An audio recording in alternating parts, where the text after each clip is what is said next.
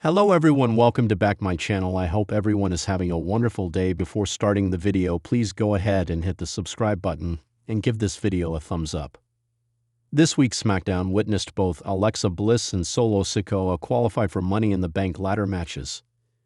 Jeff Cobb's name changed to JC Mateo after he helped Jacob Fatu retain the United States Championship at Backlash. He defeated an Angry Law Knight in his impromptu debut match. Damian Priest and Drew McIntyre agreed to end their vicious cycle with each other in a steel cage match at Saturday night's main event. R-Truth addressed John Cena, attacking him after Backlash, and he'll face his childhood hero next weekend in Tampa Bay, presumably in a non-title match. Cena and Randy Orton were absent from the show. Nick Aldis announced Julia as the newest member of SmackDown, while the Wyatt Six remain in creative purgatory. Here's the best and worst of SmackDown in the aftermath of Backlash. Officials booked themselves into a corner when they pitted Aleister Black against Carmelo Hayes for the second week in a row. Black defeated Hayes after a spirited match, and the two had another strong showing this week. The rivals landed hard strikes and counters, but The Miz attacked Black after the former NXT champ pushed Hayes onto him. It feels like every episode of Raw and SmackDown has at least one match ending in disqualification.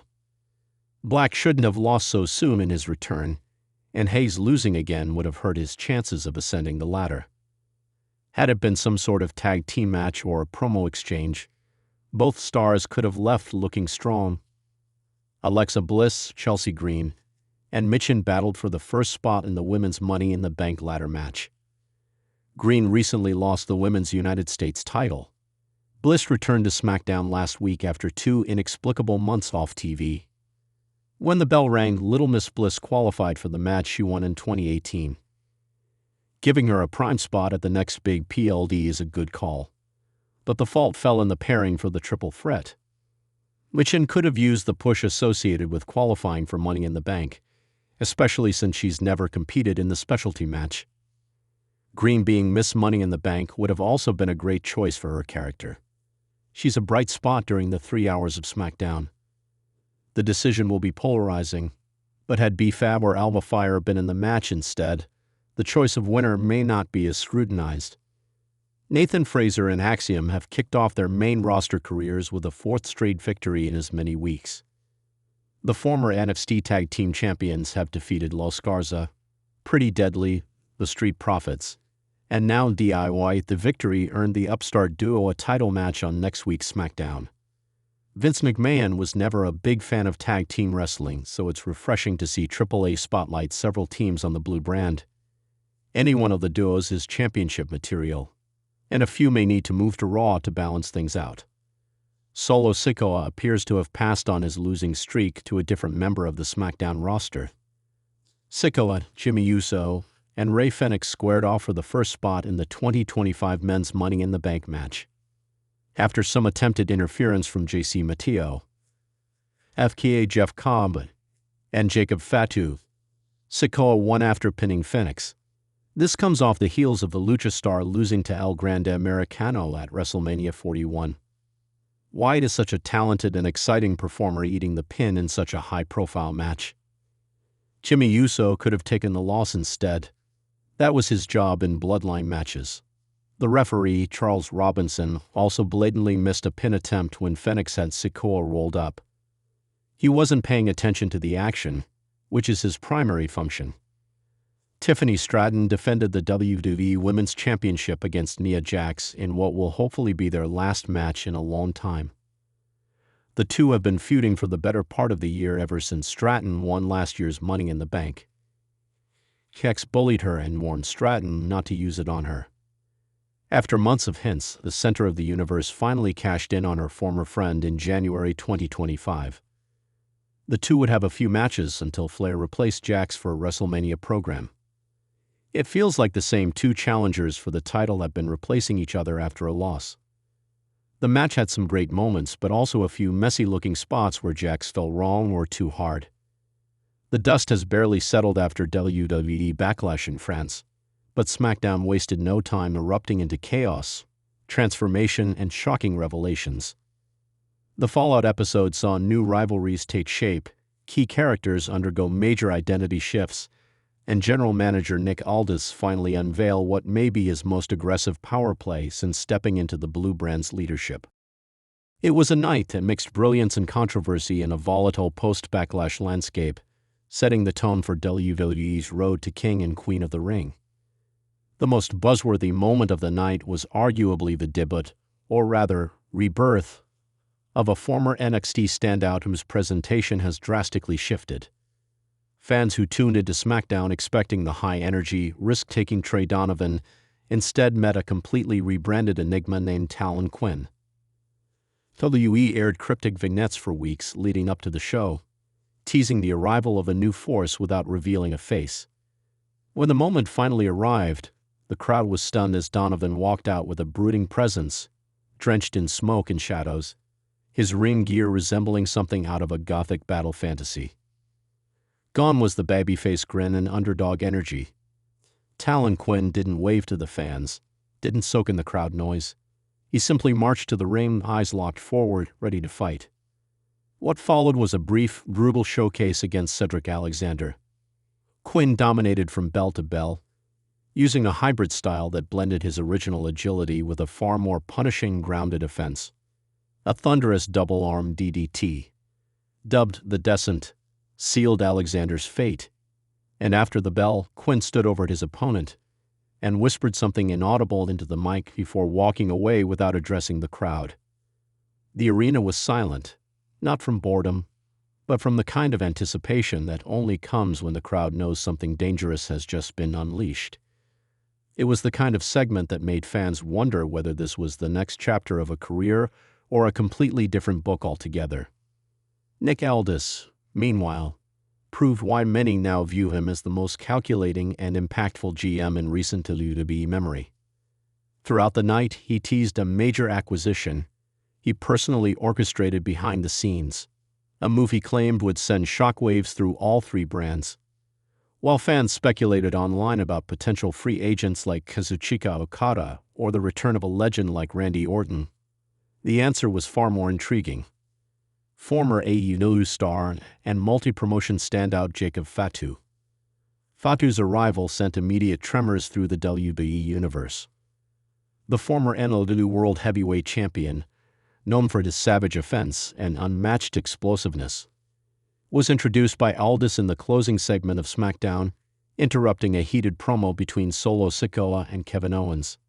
Sikoa, fresh off his dominant showing at Backlash, had just declared himself the undisputed heir to the Bloodline's legacy.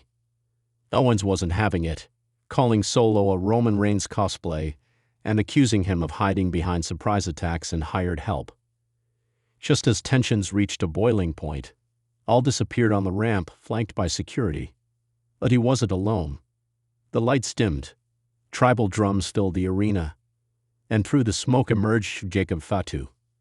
The crowd roared in disbelief, recognizing the once off-limits powerhouse many thought WWE had passed on due to his controversial past. But Aldis clearly saw a different vision. Fatu marched into the ring like a predator entering his domain. Owens threw the first punch, but Fatu absorbed it, grinned, and delivered a stunning pop-up Samoan drop. Solo stood by, wide-eyed, unsure whether to join in or defend his status. The show ended with Aldis holding Fatu's arm in the air and Solo staring down his potential new rival or ally. The implications are huge.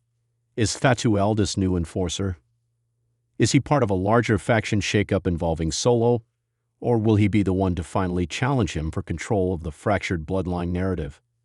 Either way, Aldis now holds a key piece in WWE's chessboard, and he's already using it to reshape SmackDown in his image. But it wasn't all high points and crowd-popping surprises. There were moments during the show that left fans scratching their heads or flat-out frustrated. Chief among them was the women's division, which once again felt like an afterthought despite massive post-backlash momentum. Bayley's hard-fought defense against Tiffany Stratton in France received glowing reviews, but on SmackDown, Bayley was relegated to a short backstage segment where she barely got a word in before being interrupted by Chelsea Green and Piper Niven. The result? A throwaway tag match that ended in a clunky count-out finish, overshadowing what could have been a major elevation moment for the women's roster. Even the crowd seemed confused about what WWE was trying to accomplish here. Another segment that sparked mixed reactions was the on-screen pairing of LA Knight and Logan Paul.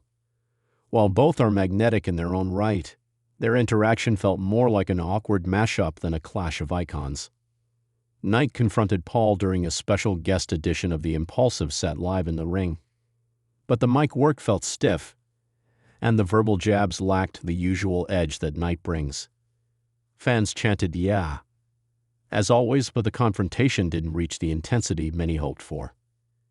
By the end of it, a tag match was announced for next week, Knight and Carmelo Hayes versus Logan Paul and Austin Theory, but it felt more like a setup to keep Knight busy than a real headline grabber.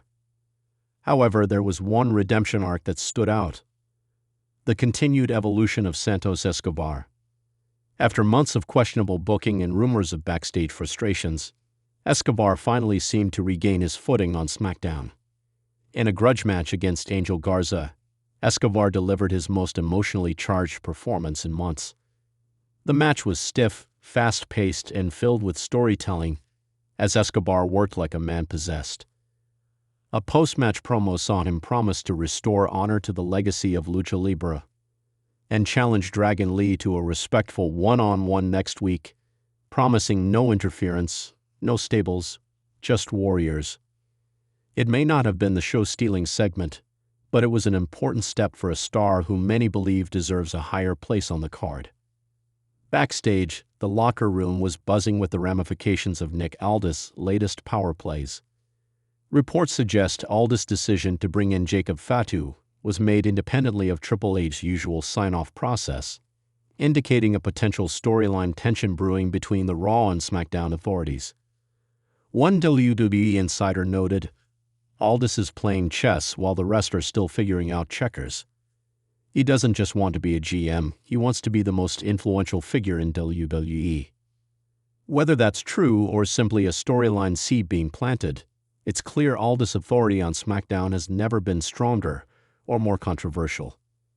The commentary team did their best to hype up the night's developments, with Corey Graves even calling Talon Quinn the second coming of Aleister Black in a bold on-air remark. Kevin Patrick leaned hard into Aldis' mastermind presentation, but some fans online felt the announcers oversold certain moments while underselling others, particularly the underwhelming women's segment. Social media was ablaze with reactions, ranging from glowing praise for Fatu's debut to groans over the underutilization of Bayley and Stratton. If nothing else, SmackDown after Backlash confirmed that WWE isn't coasting into the summer season. With Jacob Fatu now officially on the blue brand, a reinvented Talon Quinn stalking the mid-card, and Nick Aldis clearly playing for keeps, the SmackDown landscape has shifted dramatically. And with King and Queen of the Ring on the horizon, the stakes are only getting higher. The biggest question heading into next week's show: where does Solo Sikoa fit into all this? With Fatu now positioned as a potential rival or replacement, will Solo fight for dominance or fall in line under Aldis' rule? And how long before Roman Reigns himself returns to reclaim control or condemn the Bloodline's new direction?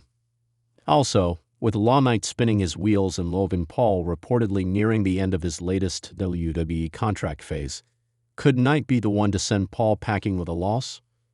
Or will WWE swerve expectations and use Paul's mainstream reach for another extended program? And what's next for Talon Quinn? His brutal demeanor and new persona scream next breakout villain, but WWE's history of repackaging stars only for them to flounder gives reason for caution. If booked right, Quinn could be SmackDown's next big threat. If mishandled, he risks becoming another forgotten experiment. What is certain is that Nick Aldis is no longer a passive GM. He's now a man building an army, redefining what a brand leader looks like in WWE's modern era. With Jacob Fatu as his crown jewel and a locker room now visibly split between loyalty and fear, SmackDown just got a lot more dangerous and a lot more interesting. For now, fans can only watch, speculate, and prepare for the next wave of chaos. Because on this version of SmackDown, nothing is guaranteed, except war. Thanks for watching this video and please subscribe our WWE official YouTube channel for more update news.